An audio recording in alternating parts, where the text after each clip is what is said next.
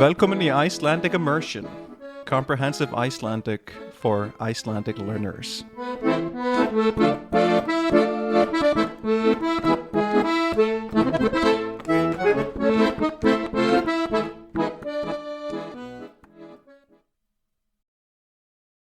Góðan dag og vertu velkomin í þátt númer 99 af þessu hlaðvarpi. Í dag datt mér í hug að tala eitthvað sem ég er búinn að vera að pæla í síðan ég var að kenna fyrir stuttu síðan. Og þetta tengist orðaforða og okkar, hvað þetta maður að kalla það, tilfinning fyrir okkur og þeim orðaforða sem við kunnum. Ef þú ert að hlusta á þennan þátt, þá ertu örugglega nokkuð langt komin, allavega svona ef þú nærð að skilja mest megnis af því sem ég segi. Þér dytti kannski ekki í hug að setja orðin mest megnis saman ef þú værir að tala íslensku, en þú nærð að skilja út frá samhengi hvað þessi tvö furðulega uppsettu orð þýða þegar ég segi þau í setningu. Og þú ert eflaust að vinna í því að læra meiri orðaforða. Því það er mjög stór hluti, ef ekki svona bókstaflega allavega, stærsti hlutin af því að læra mál. Málfræðin og hvernig orðunum er beitt til þess að tjá meiningu og merkingu er vissulega flókinn hlutur og mikilvægur. En ég held að flestar orðabækur séu þykkari heldur en málfræði bækur. Þannig við getum bókstaflega, næstum því bókstaflega sagt að orðaforðin sé stærri hluti af málinu. Það er allavega þannig sem við lítum oft á það að læra mál og hversu langt við erum komin.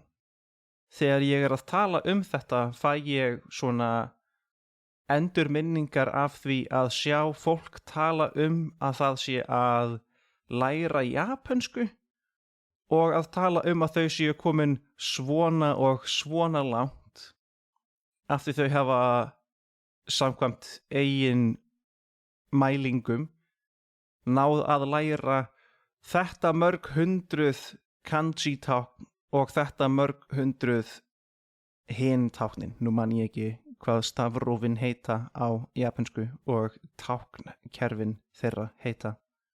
En þau segja það eins og það sé einhvers konar merki það að þau séu búin að læra þetta mikið af málinu, svona eins og það væri hægt að mæla það í prósentum. Að það sé til teljanlegt magn af þessum táknum og af þessum orðum og að þegar þú ert búin að læra öll, þá kanntu allt málið. Í þessu tilfelli þá kanntu 100% japönsku, sem við skiljum vonandi bæði eða báðir, ég veit ekki hvaða kyn ég ætti að nota til að lýsa þér, kæri hlustandi, nema, hlustandi er karlkyns orð, þannig að við segjum að við báðir skiljum að þetta er kannski ekki marktæk eða mjög rétt leið til þess að segja hvort þú kunnir mál eða ekki. Þú kannt klárlega einhvern hluta af því, en það er ekki öll myndin. Okkur finnst þó þægilegt að vita hver staðan okkar er. Okkur finnst gott að vita að við erum að ná árangri og að okkur hefur tekist að komast nær einhverju markmiði. Ég hef tekið upp nokkra þætti það hvernig maður ætti að ná að setja sér markmið í einhverju jafn flóknu fægi og viðfangsefni og að læra tungumál og alltaf talað að maður þarf að finna sér leið til þess að maður upplifi að manni takist að ná árangri. Því annars mjög litla gleði úr því að fá, því við fáum ekki að njóta þess að við höfum náð árangri, af því við skynjum ekki að við höfum náð árangri. Þannig að því leyti þá þetta alls ekki gallað kerfi. Ef þú getur fagnað því að núna kanntu 33% af málinu en fyrir viku síðan kunnuru 31% af málinu. Já, talan segir ekki alla söguna, en hún segir þér þá sögu að þér gengur betur og þú búin að ná einhverju afreki. Vel gert. Það sem mér þykir að í þessari hugmynd að ef við flokkum þessa þekkingu svona og ef við setjum hana upp á svona máta þar sem maður kann loksins málið þegar maður kann það 100%, það eitthvað sem mér þykir rangt. Einn af fyrstu þáttunum sem ég tók upp fjallaði þessa sögu sem breytti mér pínu, að þú kunnir mál þegar þú kannt 3 orð. Ég geri þetta. Og allt hitt bara eitthvað sem lætur þið verða betri og nákvæmari í málinu. Þessi 3 orð næðu ekki að vera prómill af málinu. Hvað þá prósent af málinu. En munurinn felst í hugarfarinu. Að í einu tilfellinu upplifir þú þig sem einhvern sem kann ekki nóg og í hinu tilfellinu ertu á stað þar sem að þú upplifir og veist að þú kannt nóg. Allavega að þú kunnir nóg til að geta sagst tala málið. Þú getur vissulega bara talað einn hlut og fæstir eru ánægðir með það ef þeir ætla að læra mál þannig að þau geti náð ákveðnu markmiði að til dæmis geta átt einfaldar samræður. Þá ertu komið með annað markmið og þá getur við miðað að því og þú þarft ekki að læra 3000 tákn, 100% af málinu til að gera það. Þannig mig langaði að fletta ofan af þessari hugmynd að maður þurfi að læra allt málið til þess að vera talandi á málinu. Mér finnst ekki gott að tala beint ákveðnar kennslustundir sem ég á, en kveikjan að þessari hugmynd vissulega frá kennslustund sem ég átti með ákveðnum nemanda mínum. Og sá nemandi aðeins svona sér tilfelli, þannig að þegar ég núna að fara að tala þetta sem hefur átt sér stað í almennum hugtökum og orðum, þá mun þessi nemandi klárlega fatta að ég að tala hann. Þannig ef þú ert að hlusta, og ég veit ekki hvort þú sért að hlusta á þessa þætti yfir höfuð, þá bara njóttu þess að heyra einhvern tala þig sem mál í 3. persónu. En málið var að þetta sem sagt nemandi sem kemur til mín í kennslu og byrjar að stunda það að koma nokkuð reglulega til mín og altalandi á íslensku nú þegar. Ég fór strax eitthvað að efast það hvernig ég gæti hjálpað þessum nemanda af því hann þetta langt kominn. En svo að sjálfsögðu alltaf hægt að gera eitthvað og hægt að hjálpa þessum nemanda að komast enn lengra á þessari löngu braut sem það að læra heilt tungumál. Þetta sagði ég heilt tungumál. En nemandinn kann málið. þó hann kunni það ekki heilt. Þið skiljið þó allavega hvert ég að fara og auðvitað ætla ég að hjálpa þessum nemanda mínum. Og svo kemur í ljós, eins og kemur oft í ljós með nemendur mína, að þessi aðili vinnur bókstaflega við það að stunda íslensku. Ég fæ stundum nemendur til mín sem eru ótrúlega langt komnir og oft færari og hæfari en ég í því sem ég geri, sem ágætlega erfitt, ekki í egóið mitt, en það lætur mig vera aðeins óvissari það hvort ég þori að fullyrða þá hluti sem ég geri. Eins og til dæmis þegar ég fæ málfræði, doktorsnema eða bókaþýðendur og aðra atvinnumenn í málinu og í tungumálum almennt. Þá fer mér að líða eins og ég viti rosa lítið allt í einu. En get þó huggað mig við það að ég á helling af svörum við þeim spurningum sem gætu komið og ég get klárlega komið með einhverjar eðlilegar skýringar á hlutum þó þær séu kannski ekki jafn fagmannlegar og þær sem alvöru tungumálafræðingar gætu komið með. En þessi nemandi starfar sem sagt sem þýðandi og hafði það verkefni yfir síðustu örugglega allavega 3 mánuði að vinna í þýðingu á íslenskri bók yfir á sitt móðurmál. Og þetta var ekki einhver hversdagsleg bók skrifuð á almennu talmáli, heldur var þetta bók sem virkilega stílfærð og skrifuð á máli og á talmáli sem hefur verið passandi fyrir 100 eða 150 árum síðan. Þetta nýleg bók, en hún skrifuð á þessu talmáli og lýsir þessum fyrirbærum og hlutum og líferni sem ég, ungi maðurinn frá Reykjavík, hef aldrei heyrt talað eða heyrt sagt eða sett í orð. Og í hverri viku, í nokkuð langan tíma, þá fékk ég allar skemmtilegu erfiðu spurningarnar það sem ætti að þýðast og hvað þessir einstöku hlutir þýddu og setja þá í þannig samhengi að þessi nemandi minn gæti náð að yfirfæra merkinguna yfir á sitt mál.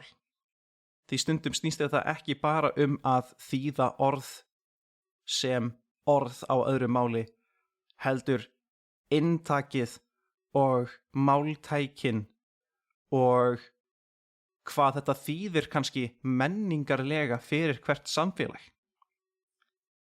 Hvernig myndu þau yfirfæra einhvers konar hefð sem þýðir eitthvað mjög sérkennilegt og sérstakt fyrir Ísland og Íslendinga yfir á eitthvað sem álíka merkilegt í öðru samfélagi. Bókaþýðingar eru sem sagt ágætlega mikið listform líka. Og þarna þurfti ég að sitja fyrir svörum og þegar ég átti ekki svar þá var bara hringt í foreldra mína til þess að athuga hvort að þau sem eru þetta miklu eldri en ég hafi svör fyrir þessu sem ég gat ekki útskýrt sjálfur. Því stundum var þetta svo gamalt mál, ég segi ekki fornt mál, að ég átti mjög erfitt með að koma með alvöru skýringu á því. Og svo kom að því að þýðingarvinnan kláraðist. Við tölum nær eingöngu á íslensku, þannig öll þessi þýðingarvinna og allar þessar flóknu útskýringar á þessum viðfangsefnum fóru allar fram á íslensku. En svo kemur nemandinn til mín í tíma án þess að þurfa að tala um þessa bók og strax í annarri eða þriðju setningu sem kemur frá nemandanum kemur í ljós að það einhvers konar orðaforða misskilningur hjá honum einfaldan orðaforða tengdan fatnaði, fötum. Og við gátum talað í hálftíma föt. Eitthvað sem að væri undirkafli á Duolingo á svona stigi, ég veit ekki hvernig Duolingo flokkar sig, en þetta einhver staðar í A2 orðaforða. Þetta var bara eitthvað sem hafði ekki verið rifjað upp í langan tíma eða sett í rétt samhengi í mjög langan tíma. Og þarna gerist það að ég þarf að kenna þessum nemanda mínum sem ég hef kennt örugglega erfiðustu íslensku sem ég hef kennt í tímum talsvert einfalda hluti. Það tók ekki langan tíma og við gerðum það á íslensku. En þarna poppaði upp viðfangsefni og orðaforði sem greinilega skipti ekki miklu máli. Þarna var einhver kafli og einhver hluti af máli sem að var ekki algerlega á tæru og eitthvað sem að kannski nemandinn hafði ekki áhuga á. Ég held þessi nemandi myndi aldrei dirfast segja að hann kunni ekki íslensku, bara af því að hann kunni ekki þennan hluta. Það að það vantaði þennan hluta af orðaforða í þekkingu nemandans myndi aldrei vera einhvers konar úrslita atriði það hvort nemandinn kunni íslensku eða ekki. Hann altalandi, þó hann sé vissulega ekki alþekkjandi. Þessi nemandi hefur sjálfur sýnt fram á það að meira segja að ég ekki altalandi á íslensku ef við skilgrunum altalandi sem alþekkjandi á málinu. Vegna þess hversu oft ég þurfti að hringja í pabba minn að komast að því hvað einhver orð þýddu eða hafa þýtt á einhverjum tíma. Og svo bara til þess að fylgja því eftir að því ég kendi þessum nemanda í klukkutíma þá eittum við restinni af tímanum að fjalla þróun heimspeki á 20. öldinni á íslensku. Þannig ef ég ætti að draga saman einhvers konar ástæðu fyrir því að mig langaði að tala þetta að mér líður oft eins og margir upplifi sig ekki vera nógu góða eða ekki nógu þekkjandi á máli. Af því þeir kunna of lítið. Og mig langar að breyta því sú neikvæðni hefur bókstaflega neikvæð áhrif á framvindu. Og fyrir þá sem að vinna rosa vel í svona neikvæðum kringumstæðum og líta á það sem hvatningu til þess að ég kann ekki neitt, þá eins gott að ég fari að læra eitthvað. Þá hefur þessi neikvæðni að minnstakosti neikvæð áhrif á líðan þína. Þannig að hvort sem þú getur keyrt þig í gegnum neikvæðnina eða ekki, þá það allavega ekki mjög heilbrigt hvað varðar líðan þína. Þannig, þú kannt nóg, þú kannt málið, þú ert nóg. En þig langar bara að gera enn betur og læra enn meir. Ég held að sé mun skárra að halda áfram með það viðhorf heldur en í hinu viðhorfinu. Ég ætla þó ekki að hafa þetta lengra í dag. Ef þú hefur náð svona langt inn í þáttinn, þá þakka ég þér fyrir að hlusta og þangað til næst. Takk og bless. Hello again, it's me. Now in the wrong language. I just wanted to let you know that if you're interested in seeing a transcription of this episode that you just listened to, or any of the other episodes, then that's available to you through my Patreon page. That's gonna be within the Linktree link that you're gonna see in the description of this episode. So if you're interested in finding the Patreon page, the Facebook page of the show, or even my teaching page on italki, then all of that's going to be found underneath that little umbrella that is the Linktree link there. So don't be shy, click away. Thanks again for listening, and hope you'll come again. All right, take care.